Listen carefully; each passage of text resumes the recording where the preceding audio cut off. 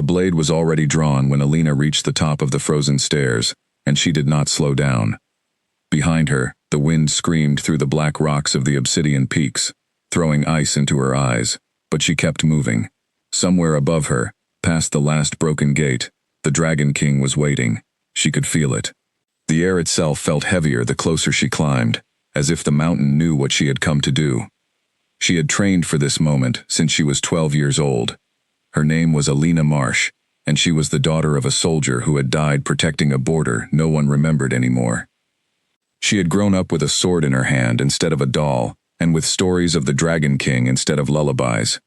Every child in Vayrith knew his name. Every child feared it. Calath, the beast who lived above the clouds, who had burned 3 armies to ash, and who had never once been defeated. Tonight, that would change. At least, that was what she told herself as she pushed through the broken gate and stepped into the wide stone hall beyond it. Her boots echoed against the floor. Torches burned along the walls, their flames strangely still despite the wind howling outside, as if even the fire in this place obeyed different rules. She raised her sword. "Calath!" she called out, her voice steady, even though her heart was pounding hard enough to hurt. "Show yourself." For a long moment, nothing happened. Then the shadows at the far end of the hall shifted, and a man stepped out of the darkness. He was not what she expected. She had pictured a monster, all fangs and fire, a creature built to be feared. Instead, she saw a tall man with dark hair and quiet, watchful eyes, dressed simply in black, with no crown, no armor, nothing to mark him as a king at all. He looked at her the way someone looks at a puzzle they did not expect to find interesting. "You're the one they sent this time," he said. His voice was calm, almost gentle, which somehow frightened her more than a roar would have. "They keep sending younger ones. I suppose that means they are running out of older ones willing to try." "I'm not here to talk," Alina said. "No," he agreed, "you never are." He did not reach for a weapon. He did not move toward her at all. He simply stood there, hands loose at his sides, studying her face as if he were trying to memorize it. "Where is the beast?" she demanded. "I was told the Dragon King guards this hall in his true form." "I do," he said, "when I choose to. Tonight, I did not think I would need claws for a girl carrying a sword 3 sizes too heavy for her arms." Anger flared through her, hot and sudden, and she closed the distance between them in 3 fast steps, swinging her blade in a clean arc meant to end this quickly. She was fast. She had always been fast. It was the one thing her instructors had never been able to teach anyone else in her village to match. The sword never reached him. One moment he was standing still, and the next, her wrist was caught in a grip that did not hurt, exactly, but that she could not break no matter how hard she twisted. His fingers were warm, almost human, except for the faint golden shimmer beneath his skin, like something ancient was resting just under the surface. "You're strong," he said, sounding almost pleased. "Stronger than the last one," he cried, before I even touched him. "Let go of me." "I will," he said, "in a moment. First, tell me something. Why do they send children to die on my mountain, instead of coming themselves? I'm not a child. You're young enough that you still believe everything they told you before you climbed up here." He released her wrist, stepping back, and she nearly stumbled from the sudden lack of resistance. "That's what I meant." She raised her sword again, refusing to let his words settle into her chest the way they wanted to. "You've killed hundreds of people. Soldiers. Fathers. My own brother marched up this mountain 2 years ago and never came back down." Something changed in his face then. It was small, barely noticeable, but she saw it. A flicker of something that looked almost like regret. "What was his name?" "Don't," she said. "Don't pretend you remember him. Don't pretend you remember any of them." "I remember all of them," Calath said quietly. "Every single one.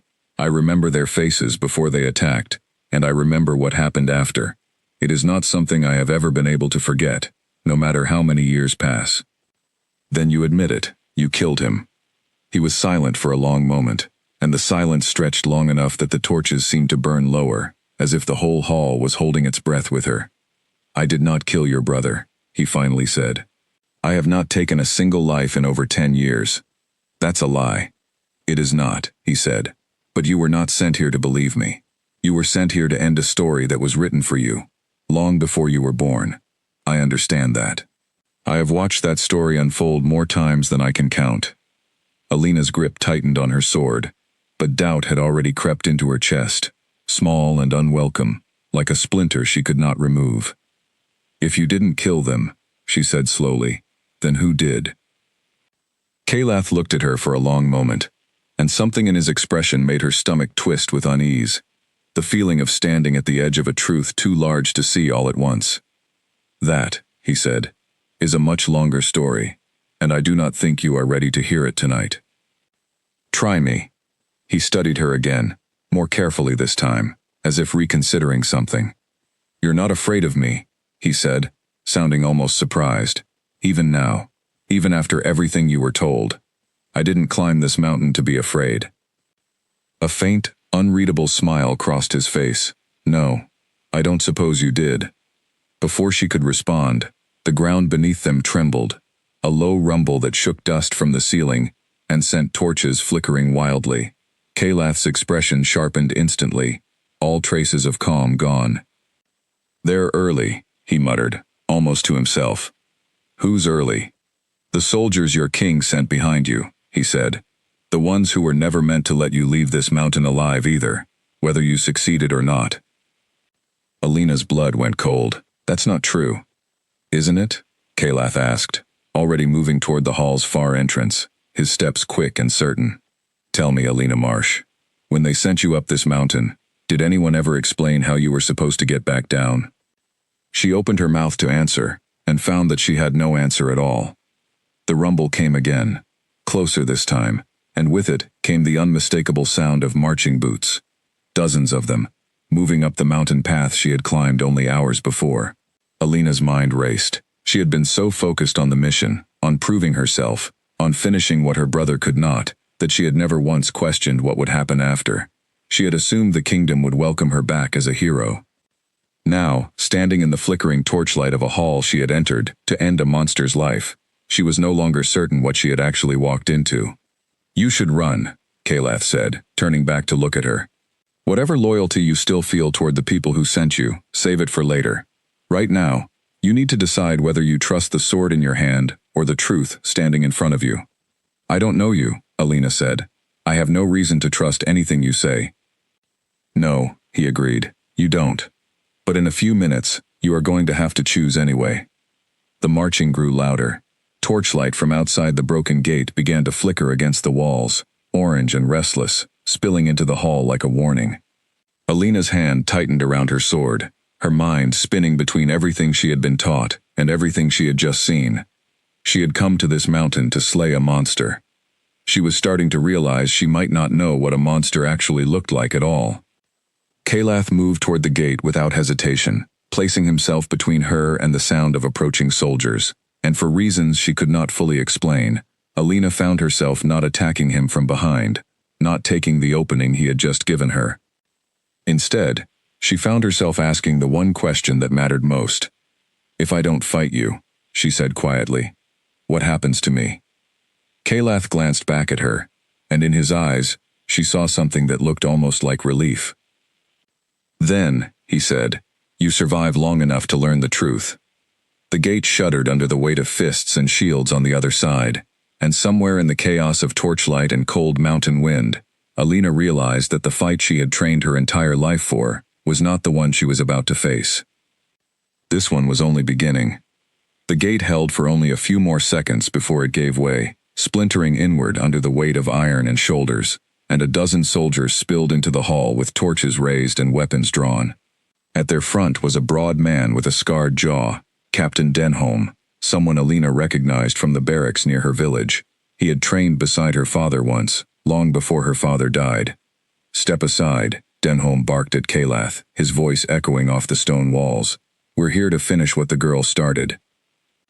Kalath did not move. She hasn't finished anything. She's still deciding. Then we'll decide for her. Denholm raised his hand, and the soldiers behind him spread out in a wide arc, closing off any path to the shattered gate. Alina's mind raced. These were her people, men who had sworn the same oath she had, who wore the same crest on their chests that she had once been proud to wear. And yet here they stood, weapons raised not just against the man she had been sent to kill, but against her as well, the moment she hesitated to finish the job.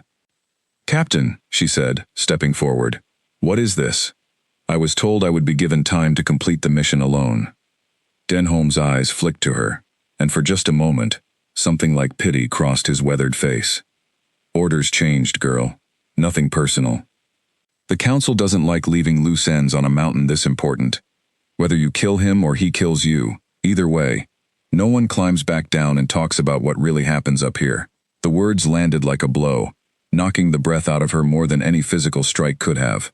She had spent weeks preparing for this climb, had said goodbye to her mother believing she was marching toward glory, toward finally avenging her brother. Not once had anyone told her the truth. Not once had anyone warned her that the mountain was meant to swallow her whether she succeeded or failed. "You knew," she said quietly, looking at Denholm. "You knew this whole time." "Orders are orders," Denholm said, though he would not quite meet her eyes. "Now get out of the way so we can do our job." Kalath shifted his stance slightly, placing himself more fully between Alina and the soldiers. "I would reconsider," he said, his voice low and calm, in a way that somehow made the threat feel heavier than any shout could have. "You have 12 men. I have patience I have not needed to use in a very long time." Denholm laughed, though it did not quite reach his eyes. Big talk from a man standing in a room with no way out. "There is always a way out," Kalath said. "The question is only how much of this hall will still be standing afterward." For a moment, no one moved. Torchlight flickered against stone, and the wind outside howled through the broken gate, and Alina stood frozen between two forces that both, in their own way, claimed to want to protect her, and both, in their own way, frightened her. Then Denholm gave the signal, and the soldiers surged forward. What happened next unfolded faster than Alina could fully track. Kalath moved with a speed that did not match his calm, quiet demeanor from moments before, closing the distance to the first soldier before the man had taken 2 steps. He did not use claws. He did not transform into the beast the stories described. He simply moved with impossible precision, redirecting blades, disarming hands, dropping soldiers to the stone floor with strikes that left them groaning but breathing. Alina realized, watching him, that he was holding back. Deliberately, carefully. Every movement seemed designed to disable rather than destroy, even as the soldiers around him fought with the clear intention to end this permanently. A blade came toward her from the side, and instinct took over before thought could catch up. She parried it, twisting her wrist the way her father had taught her years ago, and disarmed the soldier attacking her with a move so clean it surprised even herself. She did not strike to harm either. She could not explain why, only that something about the chaos in the hall made the idea of turning her blade on her own kingdom's soldiers feel wrong in a way the mission itself never had. Within a few minutes, the hall had gone quiet again, the soldiers either disarmed or retreating through the broken gate, dragging their wounded with them. Denholm remained the last to leave, staring at Kalath with an expression caught somewhere between fear and disbelief. "This isn't over," he said. "It rarely is," Kalath replied. Denholm's eyes moved to Alina one last time. "You should have finished the job when you had the chance, girl. Now you're a traitor to the crown, same as him." He turned and disappeared into the darkness beyond the gate, his footsteps fading into the wind. Silence settled over the hall once more, broken only by the crackle of torches and the sound of Alina's own unsteady breathing. She lowered her sword slowly, staring at the broken gate where her own captain, a man who had known her family for years, had just called her a traitor for refusing to strike down someone who had done nothing to earn it in front of her own eyes. "You held back," she said finally, turning to Kalath. "You could have ended this quickly. Why didn't you?" "Because doing that would only prove every story they have ever told about me," Kalath said, his voice tired in a way that suggested this was not the first time he had been forced to make that choice. "And because you were watching." "That's not an answer. It's the only one I have tonight." He studied her for a long moment, something unreadable in his expression. "You didn't strike anyone down either, when you had every chance to." "I didn't come here to fight soldiers," she said. "I came here to fight you." "And now?" Alina looked down at the sword, still gripped tightly in her hand. The same sword that had once felt like the answer to every question she carried, about her brother's fate, about her family's honor, about her place in a kingdom that had never given her much beyond a uniform and a mission. "Now," she said slowly, "I don't know what I came here to do anymore." Kalath nodded, as if that answer, uncertain as it was, satisfied him more than any declaration of loyalty could have. That's usually where the truth starts. With not knowing. "They'll come back," Alina said. "Denholm won't just let this go. He'll report to the council, and they'll send more soldiers. Maybe the entire garrison." "Probably," Kalath agreed. "You don't seem worried." "I've had 300 years to get used to being hunted," he said. "Worry stopped being useful a long time ago." He turned, moving toward a narrow passage at the far side of the hall she had not noticed before, hidden behind a tapestry so old its colors had faded to little more than gray. "If you want answers instead of more soldiers arriving to finish what Denholm started, you should follow me. If you would rather take your chances climbing back down this mountain and explaining to your kingdom why their assassin let their monster live, the broken gate is still open." Alina hesitated, glancing between the shattered gate behind her, framing a path back to everything she had once known, and the narrow passage ahead, leading toward answers she was not certain she was ready to hear. Her brother's face flashed through her mind, the last memory she had of him before he marched up this same mountain and never returned. She thought of her mother's tired eyes when she left for this mission, of Denholm's casual admission that she had never been meant to survive it regardless of the outcome. She sheathed her sword.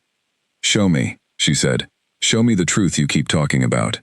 Something shifted in Kalath's expression, quiet and careful, as though he had not truly expected her to choose the passage over the gate. "Then come," he said. "But be warned. Once you see what I am about to show you, there will be no climbing back down this mountain and pretending you never learned it." Alina took a breath, steadying herself, and followed him into the dark. The passage sloped downward, deeper into the mountain than she had expected, the air growing warmer with each step despite the freezing wind still howling somewhere far above them. Strange markings lined the stone walls, symbols she did not recognize, carved so long ago that moss had grown into some of the deeper grooves. "What is this place?" she asked. "The archive," Kalath said, "where the real history of this kingdom has been kept hidden for 300 years, the history your council would prefer no one ever finds." They walked in silence for several minutes, the passage widening slowly until it opened into a massive underground chamber, lined with shelves carved directly into the rock, filled with scrolls, books, and artifacts that looked far older than anything Alina had ever seen in the royal library back home. "I don't understand," she said, looking around in disbelief. "Why would you keep something like this hidden up here, away from everyone?" "Because the people who wrote the story, you grew up believing," Kalath said quietly, "are the same people who would burn this entire chamber to the ground if they knew it still existed." Alina turned to face him, her heart pounding, with a mixture of fear and something else she could not quite name, something that felt dangerously close to trust.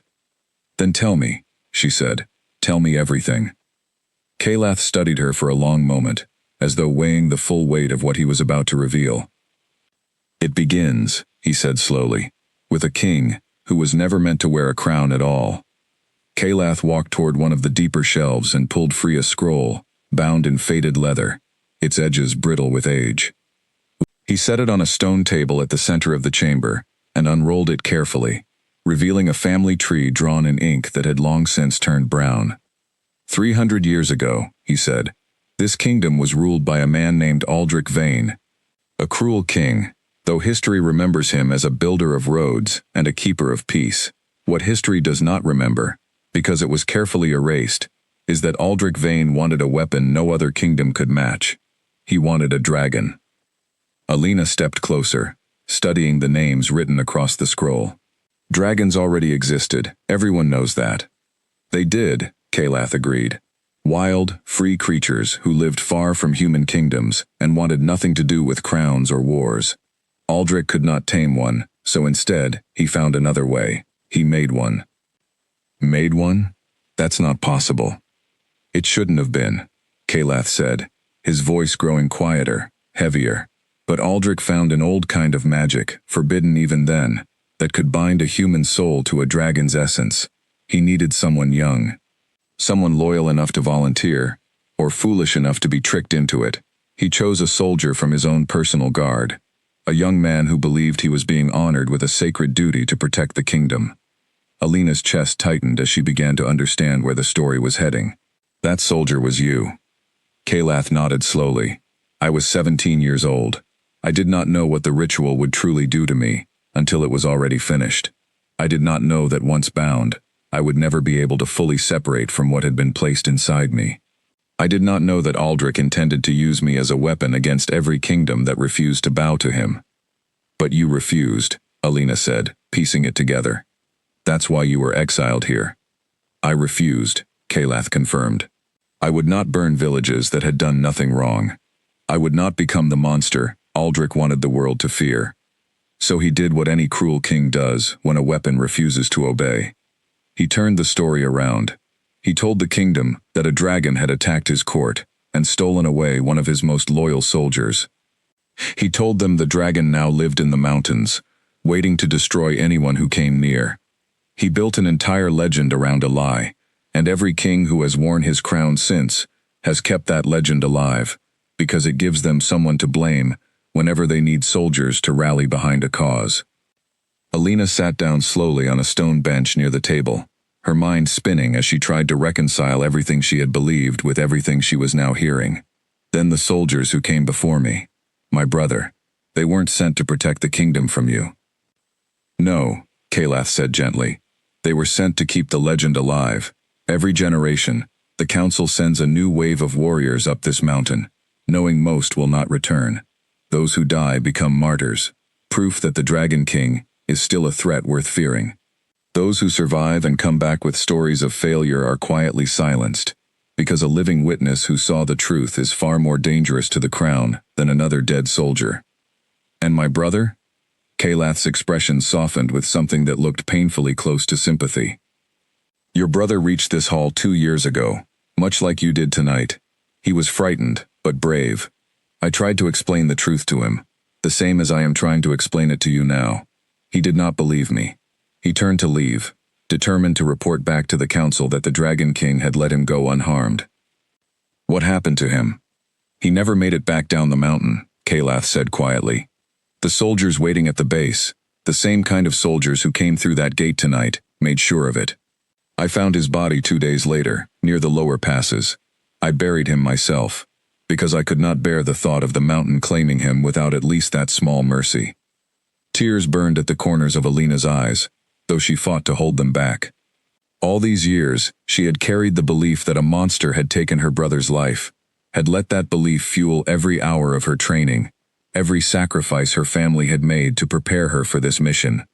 To learn that the truth was so much darker, so much closer to home, felt like the ground shifting beneath her feet all over again. Why didn't you tell someone? She asked. Why let the legend continue for 300 years? Who would believe me? Kalath asked. A creature the entire kingdom has been raised to fear, telling them their beloved crown built its power on a lie? I tried, centuries ago, in the early years after my exile. I tried to reach out, to explain, to find anyone willing to listen. Every attempt ended the same way. More soldiers, more fires, more graves on this mountain that no one back home ever learns about. He gestured toward the shelves surrounding them. So instead, I began keeping records. Every soldier who came here, I wrote down their name, their story, whatever truth I could learn from them before the council's men found a way to silence them. This archive is the only proof left that any of this actually happened. Alina looked around the chamber with new eyes, seeing not a monster's hoard, but a memorial, carefully maintained by someone who had spent centuries carrying guilt that was never truly his to carry. You could have hidden all of this, she said. You could have let me climb up here, kill you, or die trying, and let the legend continue exactly as it always has. Why show me any of it? Kalath was quiet for a long moment before answering. Because something about the way you looked at me in that hall was different from the others. Most who arrive here are either terrified or consumed by hatred so deep they cannot see anything else. You were angry, yes, but you were also listening. That has not happened in a very long time. Alina felt heat rise in her cheeks at the quiet honesty in his voice, and she looked away, unsettled by how much his words affected her. "This doesn't change what I have to do," she said, though the words felt hollow even as she spoke them. "I still have to return with proof, or the council will send someone else, someone who might not stop to listen at all." "I know," Kalath said. "That is exactly why I need your help." She looked up sharply. "My help?" "The council will not believe words alone," he said, "but they cannot deny written records, especially ones bearing the royal seal of Aldrich Vane himself, still preserved on some of these older scrolls. If we can get even a fraction of this archive into the hands of people the kingdom trusts, people beyond the council's control, the legend built on your brother's death and countless others before him could finally begin to unravel." "That would take an army of its own," Alina said. "The council controls every noble house loyal to the crown. Where would we even begin?" "There are still a few voices in the kingdom who remember the old histories," Kalath said. "Scholars, retired officials who have grown suspicious of the council's methods over the years. It would not be easy, and it would not be safe, but it is possible." Alina studied him carefully, weighing the weight of what he was asking, against everything she had believed just hours earlier, when she climbed through that broken gate, with murder in her heart. "If I do this," she said slowly, "if I help you expose the truth, I need to know something first. Ask, was my brother's death the only reason you're telling me all of this, or is there something else?" Kalath's eyes met hers, steady and unguarded in a way that made her breath catch unexpectedly. "Does it matter which reason it is, if the outcome remains the same?" "It matters to me," Alina said quietly. He was silent for a long moment, the torchlight flickering softly across the ancient shelves surrounding them, before he finally answered. "No," he said, "it is not only about your brother. It has not been only about that since the moment you refused to let Denholm's soldiers turn this hall into another unmarked grave." Alina's heart pounded in a way that had nothing to do with fear, and for the first time since she had begun her climb up the frozen mountain path, she found herself uncertain whether the greatest danger she faced tonight came from the soldiers gathering below, or from the quiet, unexpected pull she felt toward the very creature she had once sworn to destroy. Outside the chamber, faint and distant, the sound of horns echoed through the mountain passes, carrying with them a warning that their time to decide was quickly running out. The horns grew louder, echoing off the mountain walls with a steady, deliberate rhythm that Alina recognized immediately. It was a call to muster, the same signal used to gather troops before a large assault. "That's not a scouting party," she said, rising from the stone bench. "That's a full garrison call." "Denholm reached the base faster than I expected," Kalath said, already moving toward the passage they had come through. "He must have had riders waiting to carry word back to the capital the moment he arrived. How many soldiers does the capital keep on standby for something like this?" "Enough," Kalath said grimly. "Enough to make sure this mountain never has to answer the same questions twice." Alina followed him back through the narrow passage, her mind racing through everything she had just learned. Only an hour ago, she had climbed this same path with a single purpose burned into her heart. Now that purpose felt like a story someone else had written for her, one she was only beginning to understand she never had to finish the way it was intended. They emerged back into the main hall just as the first distant torches appeared along the mountain path below, a long, winding line of fire that stretched further than Alina could comfortably count. "There must be 50 of them," she said quietly. "Closer to 80, Kalath said, studying the approaching lights with an expression that was calm, but not careless. "The council does not send half measures once they believe their secret is at risk of unraveling." "We need to move the archive," Alina said. "If they reach this hall and destroy it, everything you've kept safe for 300 years disappears with it." "There isn't time to move all of it," Kalath said, "but there is time to move what matters most." He turned toward her, his expression serious in a way she had not yet seen from him. "I need you to carry a portion of the archive down the eastern passage, the one soldiers rarely use, because it leads toward the old smuggler paths instead of the main road. If I can hold the garrison here long enough, you can reach the lower village before they realize what has happened. And leave you here alone against 80 soldiers." Alina shook her head firmly. "Absolutely not." "Alina," No, she said, cutting him off with a sharpness that surprised even her. I didn't survive Denholm's men, and everything I just learned tonight to run, while you stay behind, and take the fall for both of us. If we're doing this, we do it together. Kalath studied her for a long moment, something shifting behind his calm exterior, something that looked almost like the beginning of hope mixed with worry. You barely know me, he said quietly. A few hours ago, you were prepared to end my life without hesitation. A few hours ago, I believed a lie, Alina said. That's not the same thing. Before he could respond, the sound of the approaching garrison grew sharper, boots striking stone somewhere just beyond the outer gate, torchlight spilling brighter through the broken entrance. There was no more time for debate. Fine, Kalath said, his voice quick and decisive now. We hold them together, long enough to secure the most important scrolls, and then we move for the Eastern Passage as one. Agreed? Agreed. They moved quickly back into the archive chamber, gathering the oldest, most damning scrolls, those bearing Aldrich Vane's original seal and the earliest records of the binding ritual that had created Kalath in the first place. Alina packed them carefully into a satchel Kalath produced from a hidden alcove, her hands steady despite the pounding of her heart. There, Thalath said, securing the last scroll. If nothing else survives tonight, this will. The sound of the outer gate finally giving way echoed through the mountain, followed immediately by the heavy, rhythmic footsteps of dozens of soldiers pouring into the main hall above them. They're here, Alina said. Kalath's eyes met hers, steady despite the danger closing in around them. Stay close to me. Whatever happens, do not let go of that satchel. They moved back into the main hall, just as the first wave of soldiers spread out across the stone floor, torches raised, weapons drawn. At the front of the formation stood a man Alina did not recognize, dressed in the deep crimson armor, reserved for the council's personal enforcers, rather than ordinary garrison soldiers.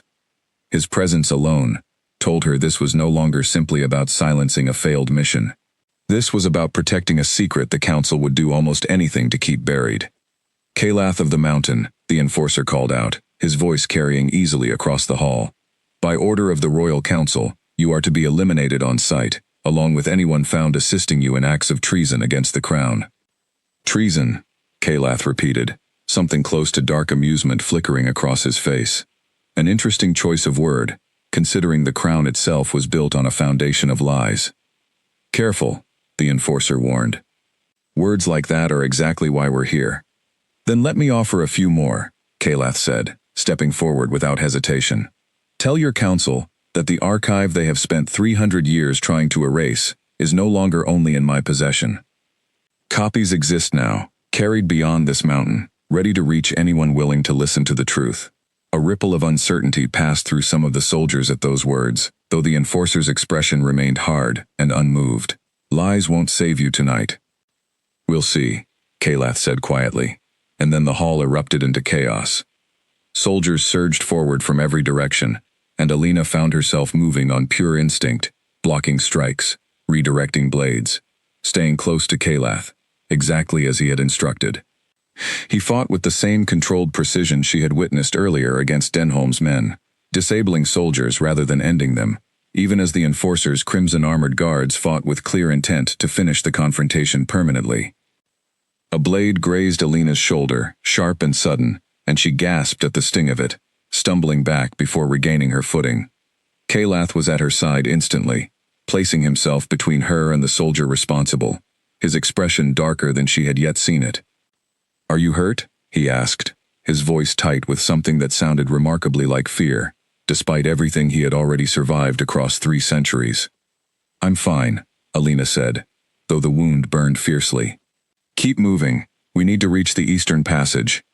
They fought their way steadily across the hall, soldiers falling back around them in ones and twos, until finally, the narrow opening leading toward the Eastern Passage came into view.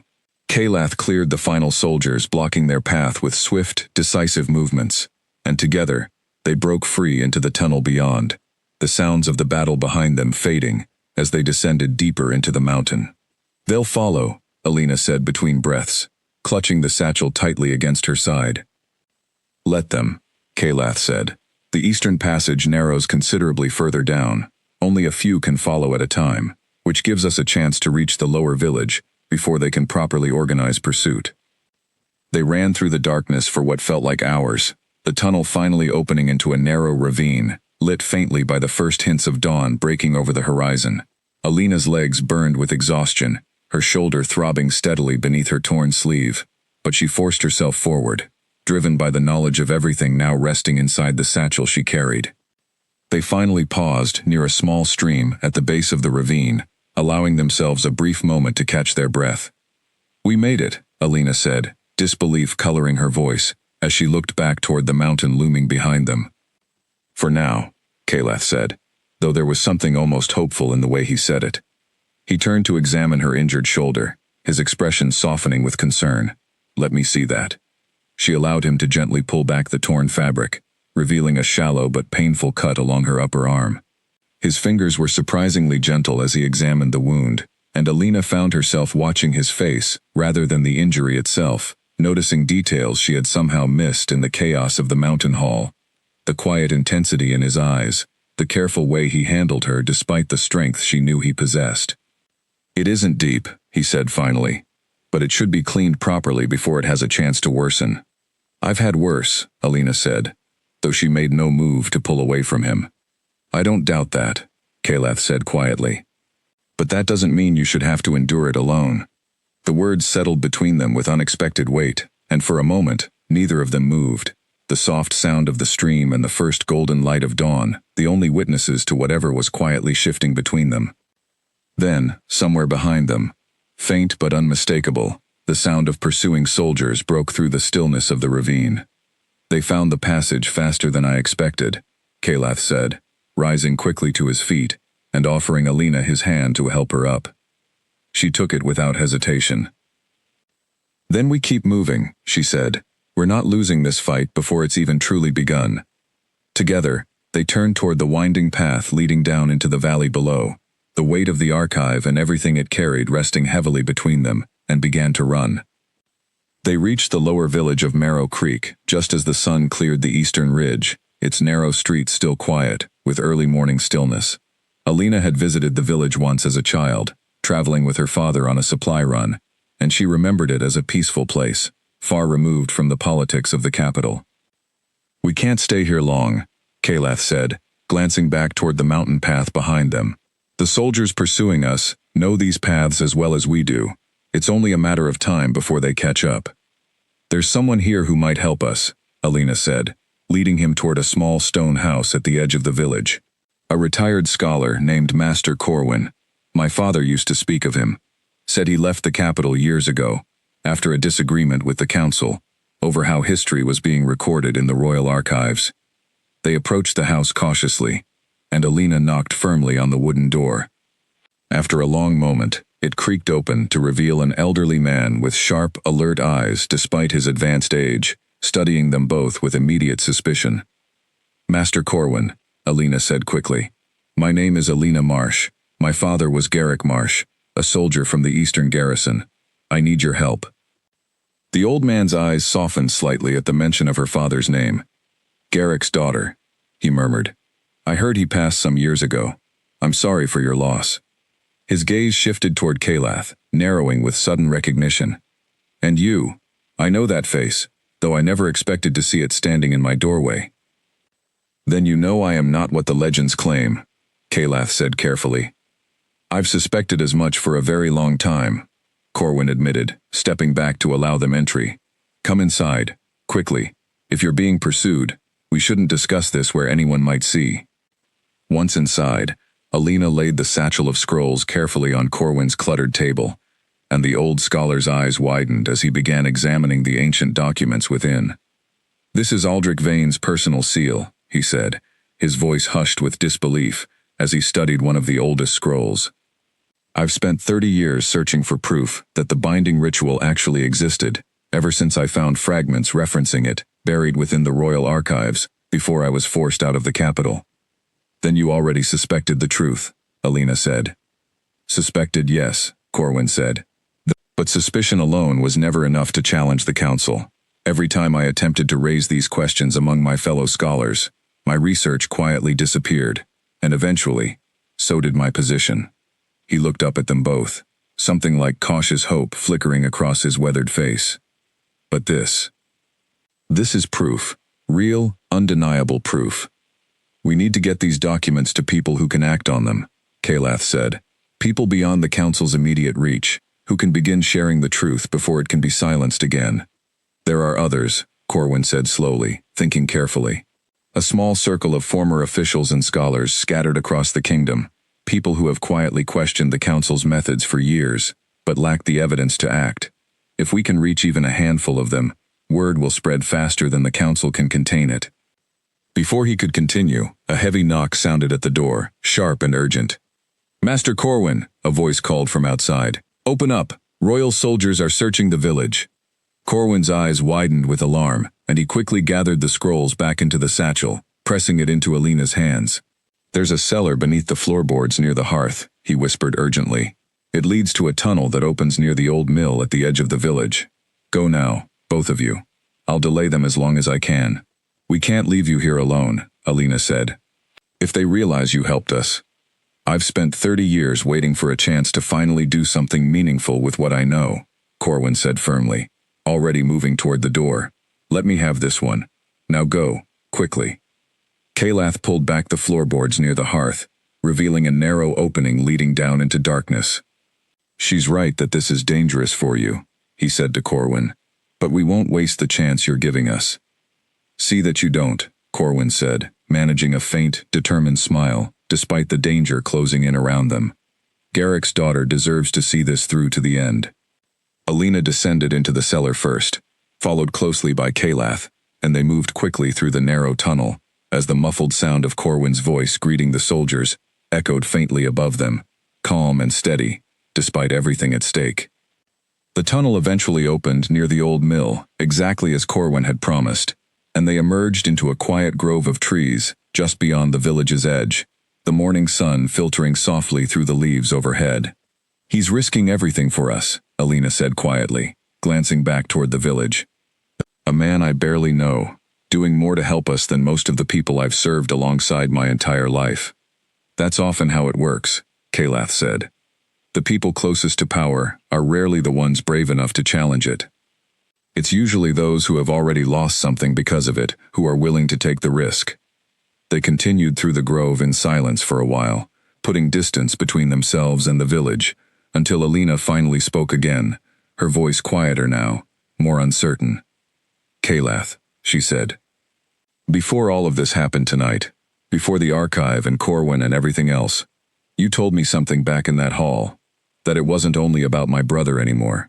He glanced at her, his expression carefully guarded, though something in his eyes softened at the memory. I remember. I need to understand what that means, she said, because everything happening right now, the danger we're both in, the risk Corwin just took for us, it's bigger than anything either of us can fully control.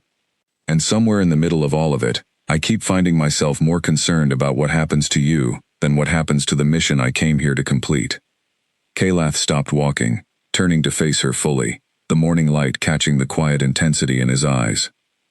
300 years, he said slowly, is a very long time to live, without expecting anyone to see you as anything other than the monster they were raised to fear. I stopped hoping for anything different a long time ago. He paused, something vulnerable crossing his usually composed expression. Then you climbed that mountain with a sword in your hand and murder in your heart, and somehow, by the end of the night, you were the first person in 3 centuries willing to listen before deciding what I deserved. Alina's breath caught at the raw honesty in his words, and she found herself closing the distance between them, without fully deciding to do so. I almost didn't listen, she admitted quietly. If you had reacted differently in that first moment, if you had given me even the smallest reason to believe the legend was true, I might have struck first, and never given myself the chance to learn any of this. But you didn't, Kalath said softly. No, Alina agreed. I didn't. For a long moment, neither of them spoke, the weight of everything unspoken between them, settling gently into the quiet morning air. Then, somewhere in the distance, the sound of hoofbeats and shouting voices reminded them both that their moment of stillness could not last much longer. They're gaining ground, Kalath said, his voice reluctantly returning to urgency. We need to keep moving, if we want to reach the next safe house Corwin mentioned before they catch up to us. Alina nodded, tightening her grip on the satchel of scrolls resting against her side. Then let's not waste the chance he gave us. Together, they turned and continued through the grove, the sounds of pursuit growing steadily behind them. The truth they now carried heavier, and more precious than either of them could have imagined only a single night before. They traveled for the better part of 2 days, moving mostly by night and resting in hidden groves and abandoned shepherd huts scattered across the countryside, always staying one careful step ahead of the soldiers still combing the region for any trace of them. Word of the pursuit spread quietly among the villages they passed, though not in the way the council likely intended. Whispers of a soldier who refused to kill the Dragon King, and a king who refused to harm her in return, had begun to travel faster than the official reports condemning them both as traitors. On the evening of the second day, they arrived at the edge of Thornfield, a larger town nestled along the river separating the eastern provinces from the capital region. Corwin had given them the name of a woman there, a former royal historian named Marigold Ashby, who had also parted ways with the council years earlier, under circumstances similar to his own. They found her modest home near the riverbank just as evening settled over the town, and she welcomed them inside, with far less hesitation than Corwin had initially shown, as though she had somehow been expecting their arrival. Corwin sent word ahead through a messenger bird 2 days ago, she explained, guiding them toward a small study lined with books and papers. I've been preparing ever since. She glanced toward the satchel Alina still carried protectively at her side. May I see what you've brought? Alina carefully laid out the scrolls across Marigold's desk, and the historian's expression shifted from cautious curiosity to genuine astonishment as she examined each document in turn. These are extraordinary, Marigold breathed, carefully unrolling one particularly old scroll, detailing the original binding ritual in painstaking detail. I always suspected the official histories were incomplete, but I never imagined the full truth ran this deep. She looked up at Kalath, studying him with newfound understanding. 300 years of blame placed on a 17-year-old boy who never asked for any of this.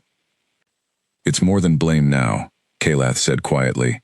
It's an entire kingdom's foundation, built on a lie the council has protected through generations of unnecessary bloodshed. Then it's time that foundation finally cracked, Marigold said firmly. She moved toward a locked cabinet at the far side of the study, retrieving a small wooden box filled with sealed letters. I've maintained contact with several former officials over the years. Quiet correspondence mostly.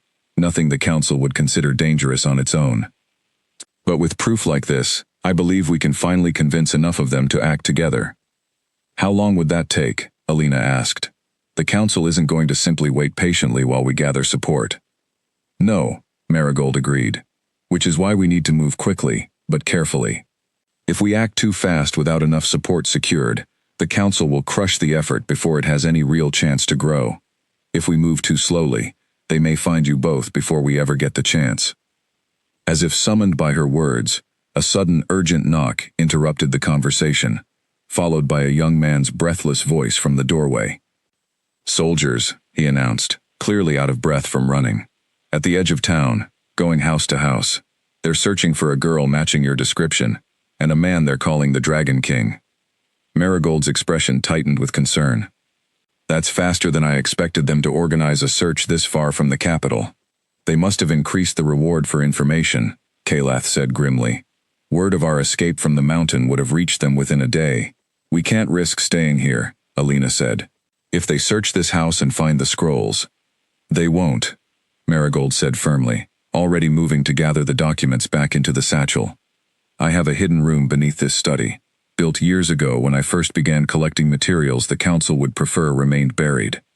It's small, but it will hide both of you and the scrolls until the search moves elsewhere. She led them quickly to a section of bookshelf that swung open at her touch, revealing a narrow space, just large enough for 2 people to stand comfortably. Stay here, and stay quiet, no matter what you hear. I'll deal with the soldiers myself. Alina and Kalath stepped into the hidden space, and Marigold sealed the shelf behind them, just as heavy footsteps and voices began echoing from somewhere near the front of the house. In the tight darkness of the hidden room, Alina found herself standing close enough to Kalath that she could feel the steady warmth radiating from him, a strange comfort amid the tension of the moment. Neither of them spoke, listening carefully as muffled voices drifted through the walls, soldiers questioning Marigold about recent visitors, about strangers passing through town. Marigold's voice remained calm and convincing throughout the exchange, offering polite, unhelpful answers that gradually seemed to satisfy the soldiers enough to move on to the next house. After several tense minutes, the sound of departing footsteps finally faded, and silence returned to the study beyond their hiding place. Still, they waited several more minutes before the bookshelf finally swung open again, revealing Marigold's relieved expression. "They've moved on for now," she said, "but they'll likely circle back through town again before continuing their search elsewhere. We don't have much time to waste." As they stepped back into the study, Alina found herself unexpectedly close to Kalath in the narrow doorway, and for a brief moment, their eyes met, something unspoken passing between them, in the quiet aftermath of danger, successfully avoided.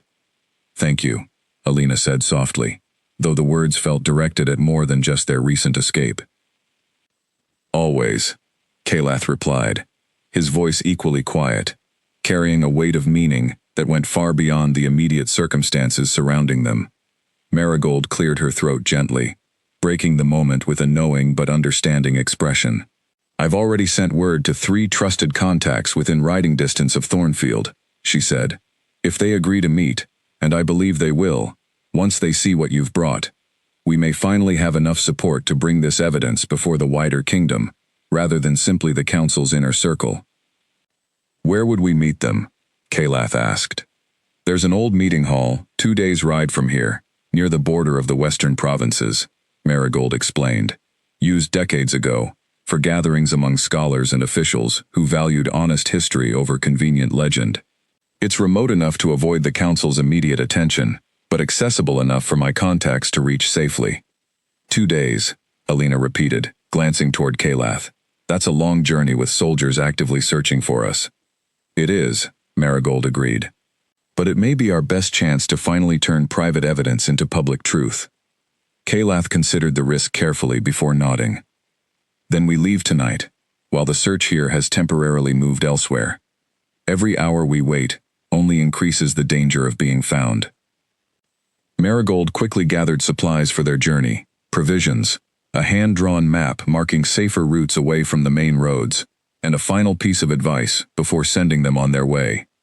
"Whatever happens at that meeting hall," she said, meeting Alina's eyes with quiet seriousness, "remember that truth alone rarely defeats power on its own. It will take courage from people willing to stand behind that truth once it's revealed. Choose your allies carefully, and trust nothing blindly, not even those who claim to already agree with you." "We understand," Alina said. With the satchel of scrolls secured once more, and the sun beginning to set behind the distant hills, Alina and Kalath set out from Thornfield under the cover of gathering darkness, the weight of an entire kingdom's hidden history resting quietly between them, as they moved steadily toward whatever awaited them at the meeting hall 2 days ahead. Neither of them could have known, as they disappeared into the shadows of the countryside, that the council back in the capital had already begun preparing a far more dangerous response than either of them had anticipated, one that would threaten not only the truth they carried, but everything they had begun to build between them along the way. The meeting hall stood at the edge of a quiet valley, weathered by decades of neglect but still sturdy enough to shelter the gathering Marigold had promised would arrive. Alina and Kalath reached it just as the second night of their journey settled over the western provinces, exhausted but unharmed, the satchel of scrolls still secure at Alina's side. Inside, 3 figures waited around a long wooden table lit by a handful of lanterns.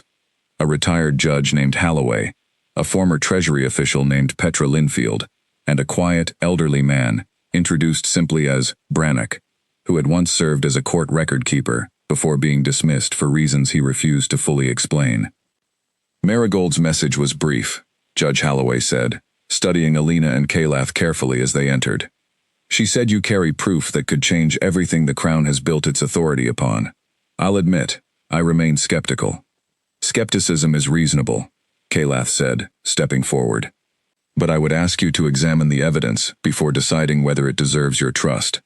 Alina laid the scrolls across the table, and for the next hour, the small group studied each document carefully, comparing seals, cross-referencing details against fragments of history some of them had already quietly suspected, but never been able to prove. Slowly, the skepticism in the room began to shift toward something closer to grim recognition. "This matches records I saw destroyed 20 years ago," Brannock said quietly, his voice trembling slightly as he examined one particular scroll. "I was ordered to burn documents referencing an old binding ritual, told they were simply outdated superstition, unworthy of preservation. I never questioned it at the time. I should have." "None of us questioned enough," Petra Linfield added, her expression heavy with the weight of realization. "We told ourselves the council's secrecy served the kingdom's stability. We never considered how many lives were destroyed to maintain that illusion."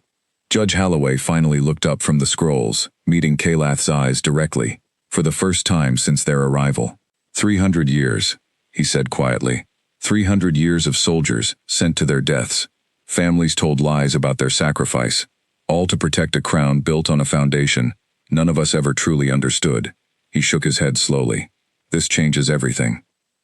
Alina asked. "We will," Holloway said firmly. "But moving against the council directly would be reckless, without broader support. I propose we bring this evidence before the full assembly of provincial governors, scheduled to convene in the capital within the week for their annual gathering. If we can present this evidence publicly, before witnesses from every province rather than only the council's inner circle, it becomes far more difficult for them to bury the truth a second time." "The capital," Alina repeated, a knot forming in her stomach at the thought of returning to the very heart of the kingdom that had already labeled them both as traitors. "That's exactly where the council will be watching most closely." "It is," Kalath agreed. "But it may also be the only place where exposing this truth can actually matter." Over the following days, the small group worked carefully to prepare their evidence for presentation, while Marigold's network of contacts quietly spread word among trusted governors about the gathering's true purpose. The risk grew heavier with each passing day. Knowledge of their location and intentions no longer contained to a handful of allies, but they pressed forward regardless, driven by the understanding that the truth deserved a chance to finally be heard. On the morning of the assembly's opening session, Alina and Kalath approached the capital gates, disguised among a group of traveling merchants Marigold had arranged to help smuggle them safely inside the city walls. The satchel of scrolls remained hidden beneath layers of trade goods, and Alina's heart pounded steadily as familiar streets from her childhood passed by around her, streets she had once walked with pride in her kingdom's uniform, now viewed through entirely different eyes. They reached the assembly hall just as the session was beginning, Judge Holloway and Petra Linfield already positioned inside among the gathered governors, ready to request the floor at the appropriate moment. Kalath remained carefully hidden near a side entrance, his presence too dangerous to reveal until the evidence itself had been properly introduced. When Holloway finally rose to request recognition, the hall fell into curious silence, governors from every province watching as he began laying out the history contained within the ancient scrolls, piece by careful piece, building toward a truth few in the room had ever imagined possible. Partway through his presentation, the doors at the rear of the hall burst open, and Denholm strode in flanked by a dozen council enforcers, his expression furious as he immediately recognized what was unfolding before the gathered governors. "This session is compromised," Denholm announced loudly. "These documents are forgeries, crafted by traitors, attempting to undermine the crown's legitimate authority." "Are they forgeries, Captain?" Holloway asked calmly, holding up one of the oldest scrolls for the room to see. "Or is that simply the explanation the council has prepared in advance, anticipating this evidence might one day surface?" Murmurs spread through the gathered governors, uncertainty rippling across the hall as they weighed Denholm's accusations against the careful, methodical presentation Holloway had already delivered. It was then that Kalath stepped forward from the side entrance, revealing himself fully to the assembled governors for the first time. Gasps echoed through the hall, followed by a tense, uncertain silence, as 3 centuries of legend suddenly stood before them in undeniable, living form. "I am the proof your council fears most," Kalath said, his voice steady and clear, despite the weight of every eye in the room upon him.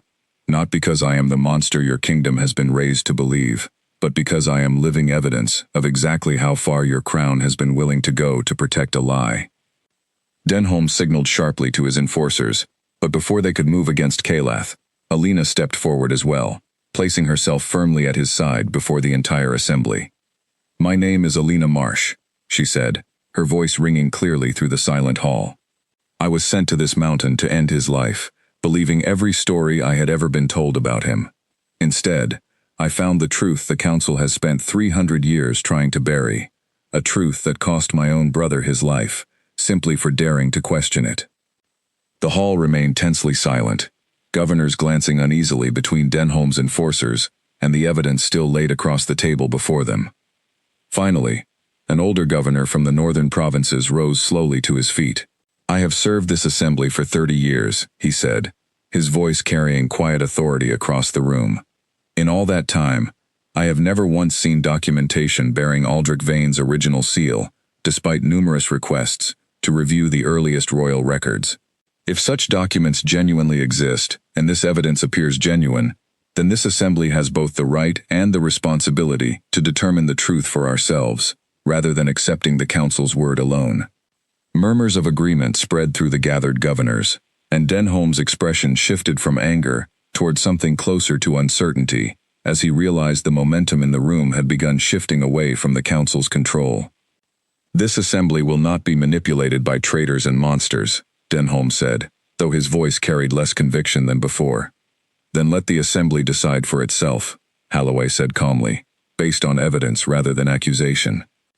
Over the following hours, the governors carefully examined every scroll, cross-referencing details against records some among them had quietly maintained, despite the council's efforts at control. Slowly, methodically, the truth Calath had carried alone for 3 centuries began to take root among people with the actual authority to challenge the crown's version of history.